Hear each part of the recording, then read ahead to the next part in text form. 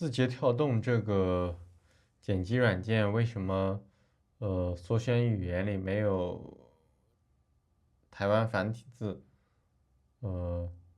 没有台湾的正体字？而且今天我发现了一个乌龙，就是我原来是不用这个软件的，我用 Adobe，然后我知道它有一个自动生成字幕的功能，于是我就生成了一条字幕。然后但是我不想在这个视频里添加字幕，然后我就把字幕隐藏了。然后这个时候我点汇出，然后我不想导出影片，我不想导出影片，我只想导出字幕，但是它无法使用。我一开始怀疑是不是里面，因为我说了习近平，说了习近平和朝鲜，然后它触发了一些关键词，然后后来我发现不是的。当我打开了这个，把这个字幕打开了，然后我再点汇出。然后我不选影片，然后我就可以导出 SRT 格式的字幕了。然后，这其实是一个误会，但是也，对于我来说，我知道中共有言论审查，而且我知道大部分审查是发生在内部的，但是我有的时候确实是没有办法判断，嗯，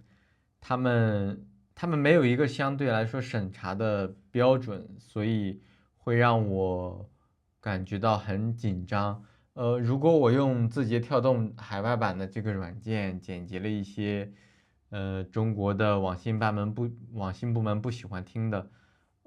他会举报我吗？我不知道。我如果从工具的角度上来讲，这个软件真的是我见过的最好的自动生成字幕的软件之一了。我用过 Adobe 的软件，非常贵，一个月，好像我忘了多少美元了，但是都不如这个软件。但是，很明显，很多人不信任共产党，不是因为他具体的做了某一件事情，而是他的公开，他的标准不透明。所以，你们会用这个软件吗？你们会用来自中国的软件吗？反正现在基于人工智能，我会让他先帮我初审一遍哪些软件是跟中国有关的。如果跟中国有关的，我会慎用。但是我不是那种完全不用中国软件的人。你像我有，这是 vivo，是中国的手机，它拍照非常好。vivo 手机它的镜头模组已经呃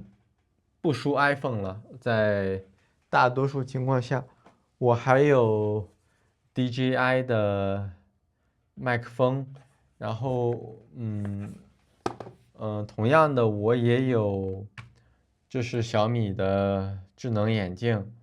然后这是简体字的键盘，我还有一个注音符号的键盘，很少有人，很多人喜欢台湾，很多人为台湾说话，但是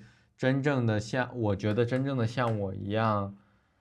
去学习台湾的注音键盘的人真的是少之又少，所以我说话我不知道能不能有一定的代表性。我希望大家不要因为不喜欢共产党从而在情绪上对中国有不好的情绪，这得不偿失。我真的希望这是一个融合的社会，但是我们还有很长的一段路需要走。所以我现在在训练自己，我尽量一刀不剪，训练自己表达的能力，训练自己在一个时间段，比如说5分钟，比如说10分钟，能有一个很明确的主题，不写稿子，脱稿的去把一个事情讲清楚。而且我在努力的每天都更新视频，而且我也订阅了这个软件，这个软件还好吧，$20一个月，但是，我不推荐，这不是推荐视频，所以我也没有推荐码。但是这个视频，仅从它字幕生成的速度来讲，还是很可靠的。但是我不知道为什么它只能生成，中华人民共和国的简体字，它生成不了正体字的。按照中国的逻辑来说，台湾不是中国不可分割的一部分嘛？但是很奇怪，它没有台湾正体字的支持，希望能进一步得到优化。